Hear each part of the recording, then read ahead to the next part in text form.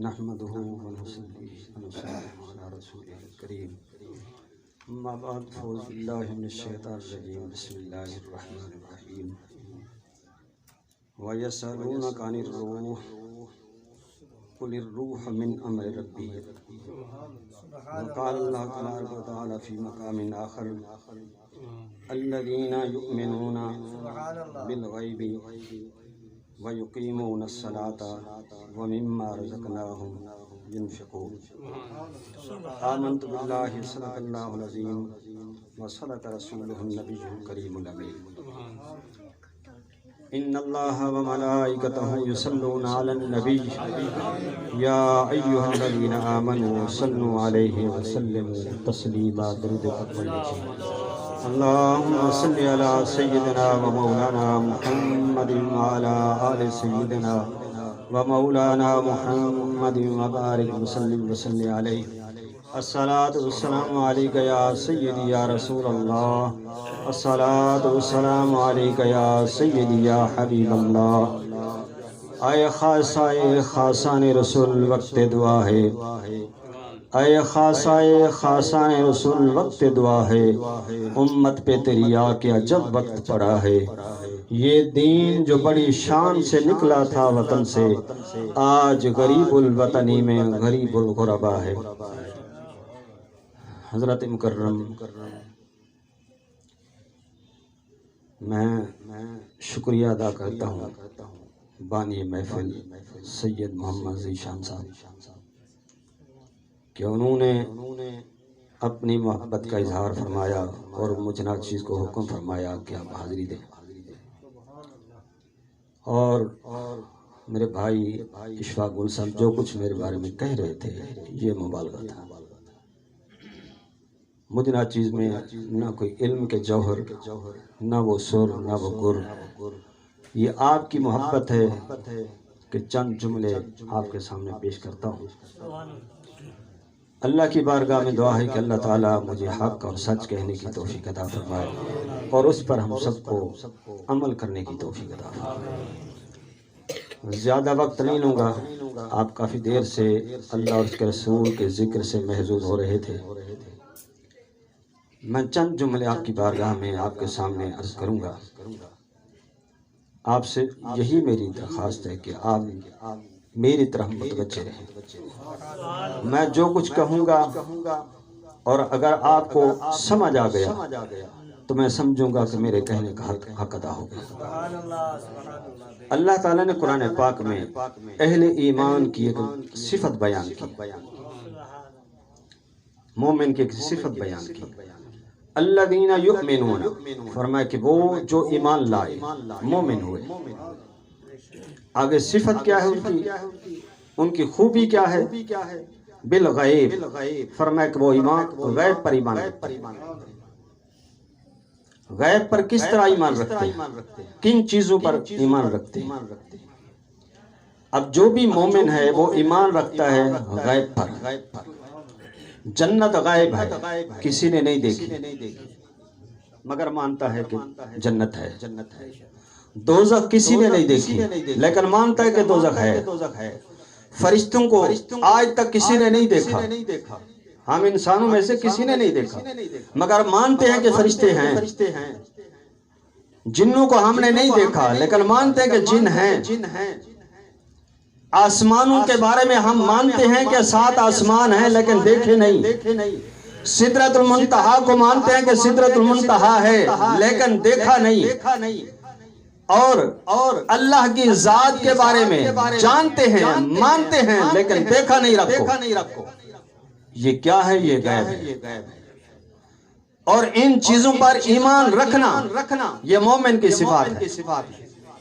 ان چیزوں پر ایمان رکھنا یہ مومن کی صفت ہے وصف ہے اور اللہ تعالیٰ نے اہل ایمان کے بارے میں فرمایا کہ جو ان چیزوں پر ایمان رکھے گا وہ مومن ہوگا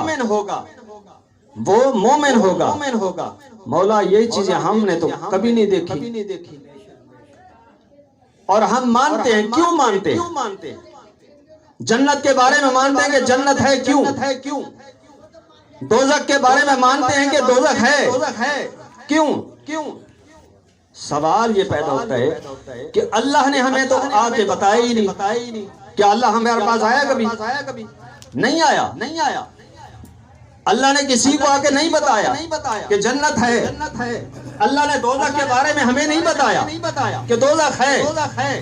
بتایا کس نے ہے؟ اللہ کے رسول. اللہ کے رسول کی بتائی ہوئی بات پہ ہمارے ایمان کا انحصار ہے. ان کی بتائی ہوئی بات پہ ہمارے ایمان کا انحصار ہے. ہمارے ایمان کا دار و مدار ہے. ہمارے ایمان کی بنیاد ہے. اگر جس ذات کی بتائی ہوئی بات پہ ہمارے ایمان کا انحصار ہو، اس ذات کے بارے میں اگر غلط عقیدہ رکھیں گے تو پھر سمجھ لیجئے کہ مقام اور ہمارا ٹھکانہ کہاں ہوگا. جس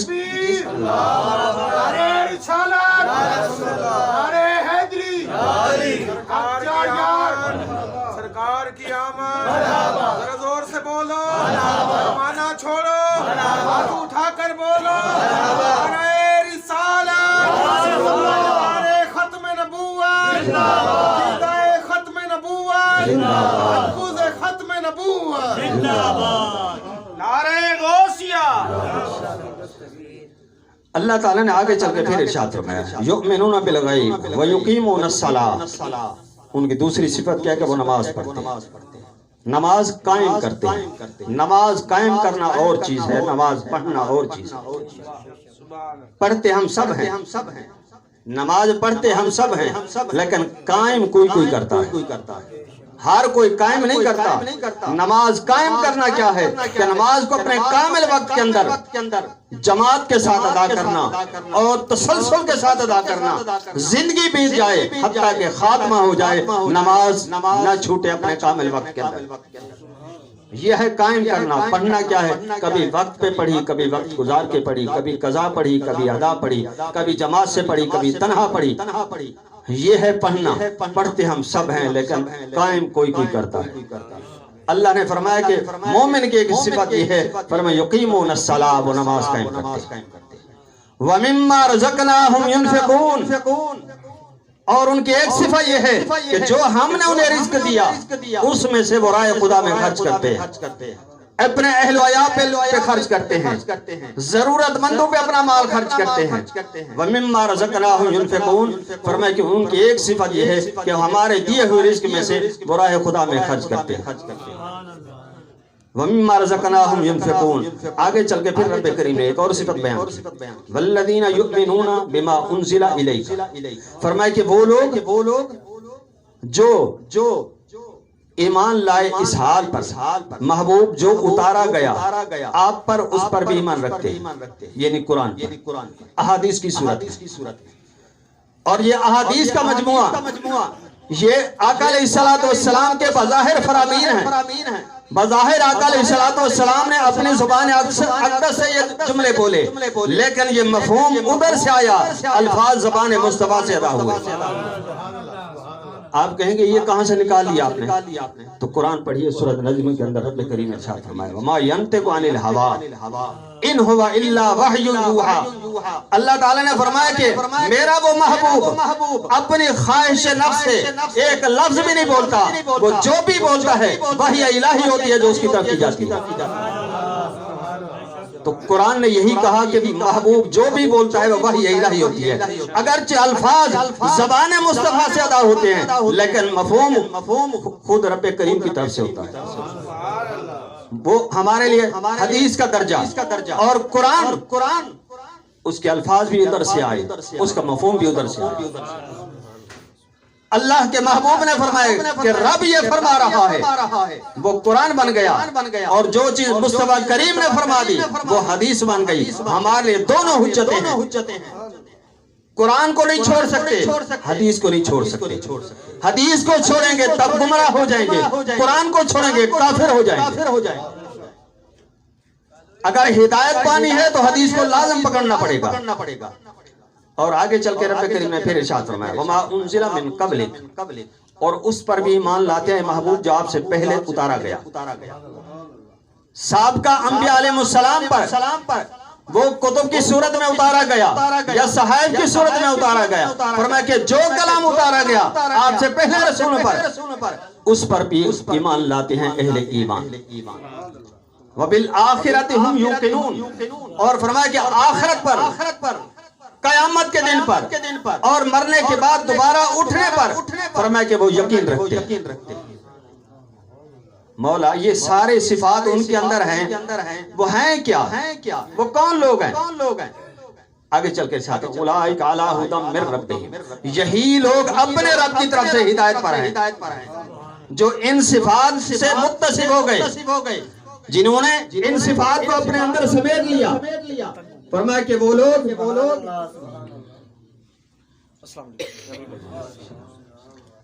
فرمایا کہ وہ لوگ جو ان صفات سے متصف ہو گئے وہی لوگ اپنے رب کی طرف سے ہدایت پر ہیں۔ وَأُولَئِكَ هُمُ الْمُفْلِحُونَ، فرمایا کہ وہی لوگ فلاح پا گئے۔ ان صفات سے متصف ہونا یہ فلاح کا راستہ ہے، اور جو ان صفات سے محروم ہو گیا یوں سمجھے وہ فلاح نہ پا سکتا۔ اور دوسری آیت کریمہ جو میں نے تلاوت کی اس کے اندر چند چیزیں سمجھنے والی۔ اللہ تعالیٰ نے اپنے محبوب کو مخاطب کر ارشاد فرمایا یسألونک عن الروح، محبوب لوگ آپ سے سوال کرتے پوچھتے ہیں روح کے بارے میں کہ روح کیا ہے، روح کے بارے میں لوگ آپ سے سوال کرتے ہیں پوچھتے ہیں روح کیا ہے؟ کل محبوب فرما دیجئے الروح من امر ربی، روح میرے رب کا امر ہے، حکم ہے۔ یہ آیت کا جملہ آیا، یہ کس وقت نازل ہوئی؟ جب یہود کا ایک وفد آقا علیہ السلام کی بارگاہ میں حاضر ہوا اور آ کر کہنے لگا کہ اے محمد صلی اللہ علیہ وسلم، آپ کہتے ہیں کہ مرنے کے بعد دوبارہ اٹھنا ہوگا اور اللہ کی بارگاہ میں جا کے جواب دینا ہوگا۔ ہم دیکھتے ہیں کہ انسان مر گیا اور مرنے کے بعد اس کو یا جلا دیا گیا یا اس کو مٹی میں دبا دیا گیا، جو مٹی میں گیا وہ بھی مٹی کے ساتھ مٹی ہو گیا، جو جل گیا وہ خاک ہو گیا، تو دوبارہ کیسے زندہ ہوگا؟ وہ کیسے پیدا ہوگا؟ یہ انہوں نے اعتراض کیا، اللہ نے ان کے اعتراض کا جواب سورہ یاسین میں دیا۔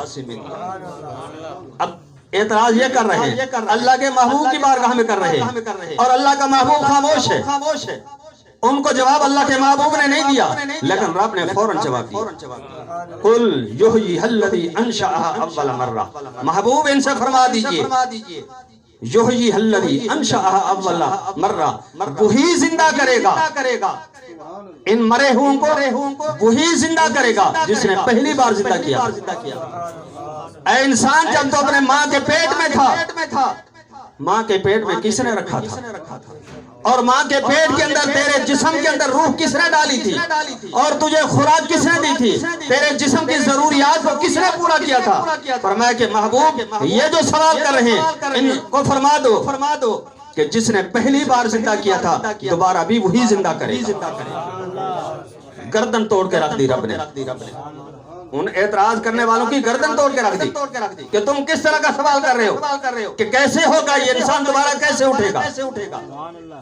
ادھر یہ آیا، ادھر قرآن میں روح کے بارے میں یہود نے سوال کیا کہ روح کیا چیز ہے؟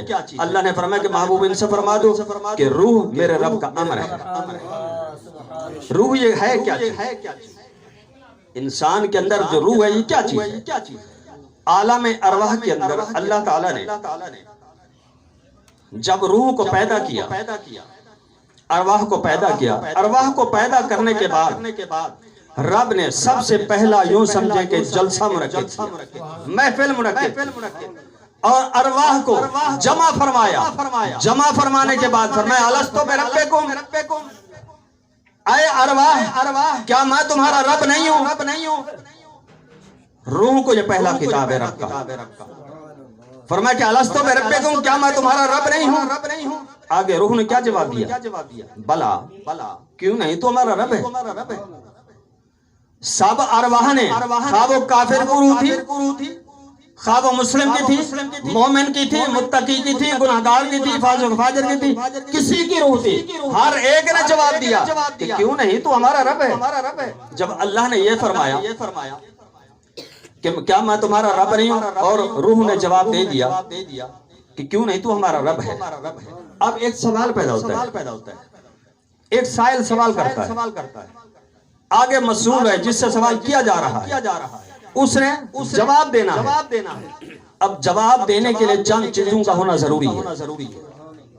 وہ کیا پہلی چیز کیا ہے کہ اس کے اندر حیات ہو, وہ زندہ ہو. مردہ جواب نہیں دے سکتا, مردہ جواب نہیں دے سکتا. زندہ شخص جواب دیتا ہے, زندہ چیز جواب دیتی ہے.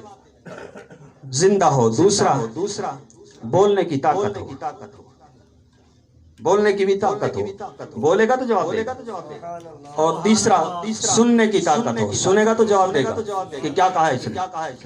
اور چوتھا سمجھنے کی بصارت ہو, کہ سمجھ سکے کہ اس نے سوال کیا پوچھا ہے مجھ سے. جب یہ چار چیزیں ہوں گی تب جا کے وہ جواب دینے کے قابل ہوگا. اگر ان چار چیزوں میں سے کوئی ایک چیز نہیں ہے تو وہ جواب نہیں دے سکتا. اب ارواح نے رب کی بارگاہ میں جب یہ جواب دیا, الستو بربکم, رب کا فرمان آیا, ادھر جواب ہے بلا کیوں نہیں تو ہمارا رب ہے. روح نے جواب دیا کیوں نہیں تو ہمارا رب ہے. تو اس سے پتہ چلتا ہے کہ روح کے اندر یہ چاروں طاقتیں موجود تھیں. زندہ بھی تھی, بولنے کی طاقت بھی تھی, سننے کی طاقت بھی تھی, سمجھنے کی طاقت بھی تھی. یہ چاروں طاقتیں اس کے اندر تھی. تب جا کے ان ارواح نے جواب دیا رب کی بارگاہ میں کہ کیوں نہیں تو ہمارا رب ہے. اور یہی روحیں جب اس انسانی جسم کے اندر آئی, یہ انسانی جسم کیا ہے, رب نے اس کو جسم کو چار چیزوں سے مرکب کیا. خاکی جسم کو چار چیزوں سے رب نے مرکب کیا, چار عناصر سے اس کو ترتیب دیا. وہ چار عناصر کیا ہے؟ ہوا, پانی, مٹی اور آگ. یہ چار چیزیں, ان چار چیزوں سے انسان مرکب ہے, انسانی جسم. اور ان چار چیزوں میں سے کوئی ایک چیز اگر اپنے حد سے بڑھ جائے یا پیچھے رہ جائے تو انسان ڈگمگا جاتا ہے. اللہ تعالیٰ نے ان کو ایسے اعتدال پر رکھا کہ انسان ہے وہ ہر حرکت کر رہا ہے, ہر کام کر رہا ہے. اگر ان چار چیزوں میں سے کوئی ایک چیز اپنے حد سے بڑھ جائے یا پیچھے رہ جائے تو انسان تندرست نہیں رہ سکتا. یہ انسان کے اندر جو بیماریاں آتی ہیں وہ کیا ہوتا ہے کہ ان عناصر کے اندر کسی کے اندر کوئی کمی بیشی ہوتی ہے, تب جا کے یہ انسانی جسم لڑکھڑا جاتا ہے. اور اللہ تعالیٰ نے انسان کے چار چیزوں سے مرکب کیا. اور گردن تک اس انسانی جسم کو رب نے آدم علیہ السلام کے مجسمے کو رب نے فرشتوں کے ہاتھوں بنوایا. فرشتوں نے اس کو بنایا. گردن سے اوپر کا حصہ رب نے اپنے ید قدرت سے بنایا, جس طرح اس کی شان کے لائق.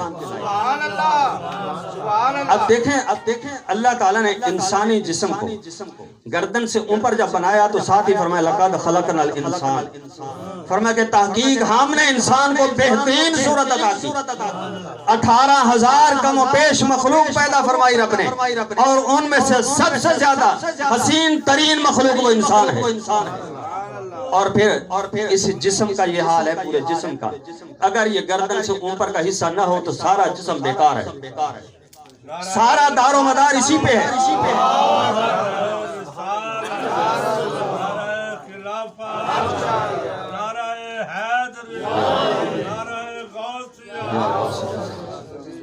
سارا انسان کی جسم کا سارا دار و مدار اسی پہ ہے. یہ ٹھیک ہے تو انسان ٹھیک ہے. اور رب نے اس انسانی جسم کو بنایا کہاں سے؟ مٹی سے بنایا جسم کو. اور اس جسم کے اندر رب نے جب روح پھونکی تو فرمایا وَنَفَخْتُ فِيهِ مِن رُوحِي. اے فرشتے معصوم مخلوق, ان سے گناہ محال ہے, ناممکن ہے. معصوم مخلوق ان کو فرمایا جا رہا ہے کہ اے فرشتوں, جب میں اس آدم کے اندر روح پھونک دوں, میری روحی اپنی روح پھونک دوں, رب نے اس روح کی نسبت اپنی طرف کی. روح کی نسبت اپنی طرف کی. فرمایا کہ جب میں اپنی روح پھونک دوں, اس لیے کہ اس روح کا خالق تو وہی ہے نا, فرمایا کہ جب میں اس کے اندر روح پھونکوں تو تم نے کیا کرنا ہے فقعوا لہ ساجدین تم سب نے سجدے میں گر جانا فقعوا لہ ساجدین تم نے سجدہ کرنا ہے سجدے میں گر جانا ہے آگے قرآن کیا کہتے ہیں فسجد الملائکۃ کلهم اجمعون الا ابلیس پس سب نے سجدہ کیا مل کر کیا سوائے ابلیس اب ابلیس کا فلسفہ کیا تھا وہ قرآن بیان کرتا ہے جب اس نے انکار کیا رب نے اس سے پوچھا کیا ابلیس تو نے آدم کو سجدہ کیوں نہیں کیا آگے وہ جواب کیا دیتا ہے کہتے ہیں خلقتہ من نار و خلقتہ من طین اے میرے رب تو میرا رب ہے تو میرا خالق ہے تو نے مجھے آگ سے پیدا کیا اور اس کو آدم کو مٹی سے بنایا مٹی کی شان یہ ہے کہ وہ نیچے گرتی ہے اور آگ اوپر اٹھتی ہے جو اوپر کو اٹھے وہ اعلیٰ جو نیچے کو گرے وہ ادنا میں اعلیٰ ہو کے ادنا کو سجدہ کروں یہ اس نے فلسفہ جھاڑا رب کی بارگاہ میں اللہ نے اس کے فلسفے کو نہیں دیکھا اللہ تعالیٰ نے ساتھ ہی فرمایا کہ ابا واستکبر وکان من الکافرین فرمایا کہ تو نے انکار کیا اور غرور اور تکبر کیا جا تو کفار میں سے ہو گیا اور ساتھ ہی فرمایا کہ میری لعنت میرے فرشتوں کی لعنت اور تمام انسانوں کی لعنت تجھ پر قیامت تک پڑتی رہے گی اور قیامت کے بعد تجھے بھی جہنم ڈالوں گا جو تیری پیروی کریں گے ان کو بھی جہنم ڈالوں گا اور ساتھ ہی قرآن میں فرمایا کہ ہم جہنم کو لَأَمْلَأَنَّ جَهَنَّمَ مِنْكُمْ أَجْمَعِينَ فرمایا کہ میں تجھے اور تیرے پیروکاروں سے اس جہنم کو بھر دوں گا یہ رب کا حکم آ گیا اس کے سامنے آ گیا اب اس نے آگے کیا فلسفہ جھاڑا سورۃ آرام میں پھر رب کریم نے ارشاد فرمایا یہ کہنے لگا ثم لآتینہم من بین ایدیہم ومن خلفہم وعن ایمانہم وعن شمائلہم کہنے لگا کہ اے مولا تو نے اس کی وجہ سے آدم کی وجہ سے انسان کی وجہ سے مجھے لعنتی قرار دیا مجھے اپنی بارگاہ سے راندہ درگاہ کیا لعنت کا توق میرے گلے میں ڈالا اور مجھے جہنمی قرار دیا اور میرے پیروکاروں کو بھی جہنمی قرار دیا مولا پھر دیکھ میں ان کے پاس آؤں گا ثم لآتینہم ضرور بھی ضرور آؤں گا ان کے پاس ثم لآتینہم من بین ایدیہم ان کے سامنے سے آؤں ومن خلفہم اور ان کے پیچھے سے آؤں گا وعن ایمانہم اور ان کے دائیں سے آؤں گا وعن شمائلہم ان کے بائیں سے آؤں گا ولا تجد اکثرہم شاکرین اور تو دیکھے گا کہ اکثر کو ناشکرا پائے گا ولا تجد اکثرہم شاکرین تم اکثر کو ناشکرا پائے گا یہ رب کی بارگاہ میں کھڑے ہو کے اس نے چیلنج کیا آج ہم اپنا محاسبہ خود کریں کہ ساری نعمتیں ہونے کے باوجود کبھی رب کا شکر ادا کرنے کے لیے تیار نہیں ہوتے شکوہ ہر وقت زبان پہ رہتا ہے کہ رب نے مجھے صحت نہیں دی رب نے مجھے فلاں چیز نہیں دی رب نے مجھے فلاں چیز نہیں دی رب نے یہ محرومی دی یہ محرومی دی یہ سارے شکوے گلے ہم کرتے رہتے ہیں کبھی یہ نہیں کہا کہ مولا تیرا لاکھ لاکھ شکر ہے کہ تو نے مجھے اس نعمت سے نوازا وَإِن تَعُدُّوا نِعْمَتَ اللَّهِ لَا تُحْصُوهَا اللہ نے فرمایا کہ ہم نے اے انسان تجھے وہ نعمتیں عطا کی ہیں اگر تو نعمتوں کو شمار کرنا چاہے تو کو گن بھی نہیں سکتا وَإِن تَعُدُّوا نِعْمَتَ اللَّهِ لَا تُحْصُوهَا تم اللہ کی نعمتوں کو شمار کرنا چاہو تو نہیں شمار کر سکتے گن نہیں سکتے اتنی اس نے نعمتیں عطا کی ہیں کبھی اس کی ایک نعمت کا شکر ادا کر دے لیکن نہیں اس لیے کہ ہم اس کے پیروکار ہوئے رب کا شکر گزار بندہ نہ بن سکے شیطان نے کہا تھا کہ میں ان کو ناشکرا کر دوں گا وہ اپنا چیلنج پورا کر رہا ہے اور ہم اپنے رب سے کیا ہوا وعدہ جو عالم ارواح کے اندر کیا تھا جب رب نے فرمایا تھا کیا میں تمہارا رب نہیں ہوں اور ہم نے اس وقت کہا تھا بھلا کیوں نہیں تو ہمارا رب ہے وہاں ہم نے وعدہ کیا کہ مولا تو ہمارا رب ہے یہاں ہم آ کے انکار کر دیتے ہیں تو کیا منافقت نہیں تو اور کیا ہے اسی کو تو منافقت کہتے ہیں وہاں کچھ کیا یہاں کچھ کیا اور پھر اللہ تعالیٰ نے انسانی جسم کو مٹی سے بنایا اس کی ساری ضرورتیں مٹی میں رکھ دی جو ہم کھاتے ہیں مٹی سے حاصل کرتے ہیں جو پیتے ہیں مٹی سے حاصل کرتے ہیں جو پہنتے ہیں مٹی سے حاصل کرتے ہیں ہوا کی ضرورت ہے تب بھی وہ مٹی سے اس کا تعلق جس چیز کی ضرورت ہے انسانی جسم کو وہ ساری کی ساری ضرورتیں رب نے مٹی میں رکھ دی فرمایا کیا انسان اسی مٹی سے تو بنا ہے اسی مٹی سے تو اپنے جسم کی پرورش کر اس جسم کی پرورش بھی اسی مٹی سے کر، اور ایک تیرے اندر میں نے روح رکھی ہے، ایک تیرے اندر میں نے روح رکھی ہے، اور اس روح سے میں نے وعدہ کیا ہے کہ تو اب اس کے جسم میں چلی جا، اس اندھاری کوٹھڑی میں چلی جا، اور ایک معین مدت تک تو رہ، پھر تجھے اس سے آزاد کر دوں گا۔ جب وہ روح اندر داخل ہوئی تو وہ بڑی لطیف تھی، بڑی لطیف تھی، اور جب ہمارے اس گندے جسم کے اندر آئی جو کہ کثیف ہی کثیف ہے، اس روح نے اپنے آپ کو اتنا مجبور اور تنگ سمجھا، مولا کی بارگاہ میں عرض کی باری تعالیٰ کہاں مجھے رکھ دیا؟ اللہ نے فرمایا کہ تو میرا عہد پورا کر، تو نے اس جسم کے اندر رہنا ہے، یہ جسم جو بھی کرے وہ کرے، اس نے میرے پاس آنا ہے، تو نے آزاد ہونا ہے، جب تو آزاد ہو جائے گی میرے پاس آئے گی، پھر میں باز پرس کروں گا۔ اب روح جسم میں آ گئی، ظاہر ہے جس طرح انسانی جسم کی ضرورت ہے، کھانا پینا پہننا، ٹھیک ہے، سونا، یہ انسانی ضرورت ہے جسم کی، اللہ نے ان ضرورتوں کو پورا کرنے کے لیے ایک پورا نظام دیا قرآن کی صورت۔ ان ضرورتوں کو جو انسان کے اندر خواہشات رکھی، رب نے ان خواہشات کی تکمیل کے لیے پورا ایک نظام دیا۔ فرمایا کہ اے انسان، اگر میرے لائے ہوئے نظام کے مطابق، اگر میرے نازل کردہ نظام کے مطابق تو زندگی بسر کرے گا تو یہ دنیا بھی تیرے لیے جنت بنا دوں گا، آخر بھی تیرے لیے جنت ہوگی۔ اگر تو اپنا نظام چلائے گا، اپنا تو وضع کردہ قوانین پر عمل کرے گا، تو پھر یہ دنیا بھی تیرے لیے تباہی اور بربادی کا سبب بن جائے گی، آخرت بھی تیرے لیے ذلت اور رسوائی ہوگی۔ انسانی جسم کی ساری ضرورتیں مٹی میں رکھی، کیونکہ یہ مٹی سے بنا۔ ایک انسان کے اندر روح ہے، انسان کے اندر ایک روح ہے۔ ظاہر ہے جس طرح اس انسانی جسم کو خواہشات ہیں، ضروریات ہیں، اسی طرح روح کی بھی ضرورت ہے، اسے بھی غذا کی ضرورت ہے۔ اس کی غذا کیا ہے؟ جس طرح ہم اس جسم کو پروان چڑھاتے ہیں، اس کو توانا رکھتے ہیں، اس کو طاقتور رکھتے ہیں، اسی طرح روح کو بھی طاقتور رکھنا ہے، اسی طرح اس کو بھی طاقت کی ضرورت ہے، اس کو بھی خوراک کی ضرورت ہے۔ اس کی خوراک کیا ہے؟ قرآن کہتا ہے الا بذکر اللہ تطمئن القلوب، خبردار دلوں کا اطمینان اللہ کے ذکر میں ہے، اللہ کی یاد میں۔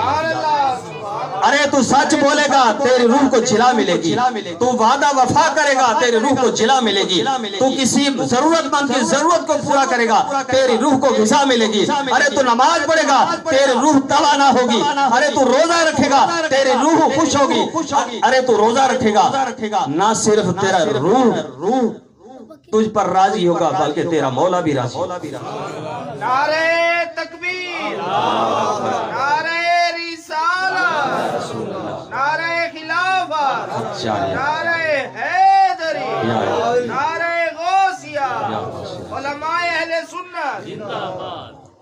اولیاء اللہ یہ کیا تھے؟ ہم نے اپنے جسم کو پروان چڑھایا، اس کی ضرورتوں کا خیال رکھا، ہم نے اپنے جسم کی ضرورت کا خیال رکھا، لیکن اولیاء اللہ نے روح کی ضرورت کا خیال رکھا۔ انہوں نے روح کو جلا بخشی، ایسی جلا بخشی کہ وہ دنیا سے چلے گئے لیکن نام نہیں مٹا۔ ہمارا کیا عالم ہوتا ہے؟ جیسے ہی ہماری آنکھ بند ہوتی ہے نام مصیبت مٹ جاتا ہے، جاؤ میت کو اٹھا لاؤ، جنازے کو اٹھا لاؤ، نام مصیبت ختم۔ یہ کیا ہے؟ حالانکہ ان سے ہمارا کوئی رشتہ نہیں، نہ کوئی نسب کا رشتہ، نہ حسب کا رشتہ، لیکن پھر بھی ان کے مزار پہ جاتے ہیں، اتنا باپ کا دم نہیں کرتے جتنا ان کی قبر کا احترام کرتے ہیں۔ کیوں؟ اس کی وجہ یہ ہے کہ انہوں نے اپنے روح کو جلا بخشی، انہوں نے روح کو وہ غذا عطا کی جو رب نے انہیں دی، اور پھر وہ جسم کو ہر اس برائی سے بچاتے رہے، اس برائی سے روکتے رہے جس سے رب نے حکم دیا کہ اس سے تم نے رکنا ہے۔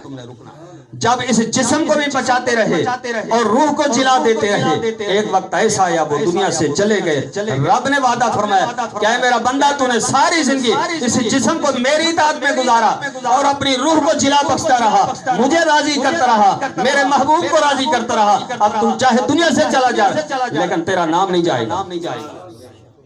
جب ایک بندے کا نام دنیا سے نہیں جاتا، آئے دن اس کی قبر پہ پھول نچھاور کیے جا رہے ہیں، قرآن کی تلاوت کی جا رہی ہے، صدقہ و خیرات کیا جا رہا ہے، ہر آن ہر لحظہ اس کا آنے والا بہتر سے بہتر ہو رہا ہے، اور ہمارا ہر آنے والا لحظہ گزرے ہوئے لحظے سے بدتر ہوتا جا رہا ہے۔ وجہ صرف یہ ہے کہ ہم نے صرف جسم کی نشو نما کی ہے، ہم نے روح کو چھوڑ دیا۔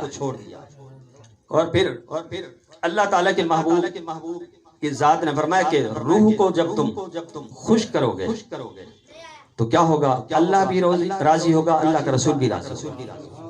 اور صحابہ کرام کے اندر یہ کیا چیز تھی کہ بیٹھا مسجد نبی کے ممبر پہ ہے، مسجد نبی کے ممبر پہ، اور خطبہ ارشاد فرمایا جا رہا ہے جمعہ کا، اور دوران خطبہ یہ فرمائے یا ساریۃ الجبل یا ساریۃ الجبل یا ساریۃ الجبل، 3600 میل ساریہ سے ابھی جنگ لڑ رہا ہو، وہ وہیں خبردار ہو جاتا ہے۔ یہ پاور کہاں سے آئی تھی؟ یہ طاقت کہاں سے آئی تھی؟ کوئی ٹیلی فون تو نہیں تھے، یہ پاور یہ طاقت کہاں سے آ گئی تھی؟ اس لیے کہ جنہوں نے روح کو جلا بخشی، ادھر بھی روح وہ تھی ادھر بھی روح وہ تھی، اس نے آواز دی اس نے وہاں سنا۔ اور یہ چیزیں تب پیدا ہوتی ہیں جب ہم روح کی غذا روح کو دیتے رہتے ہیں۔ اگر ہمیں اس جسم کی پرواہ کرتے رہے، روح کو چھوڑ دیا تو دنیا بھی تباہ آخرت بھی تباہ، سوائے ذلت اور رسوائی کو کچھ حاصل نہیں آئے گا۔ اور یہ زندگی کٹ رہی ہے دن بدن، کس طرح؟ جس طرح کے ایک عام مثال دے دو، ایک برف فروش آدمی، برف بیچنے والا بندہ، جب وہ صبح سویرے اپنے پھٹے پہ آ کے برف کا بلاک رکھ دیتا ہے، اور اتفاق سے اسی دن بارش ہو جائے، خوب بارش برسے، اور اس کی برف وہ فروخت نہ ہو، نہ بک سکے، وہ کیا آپ کا کیا خیال ہے؟ وہ برف اسی طرح پڑی رہے گی؟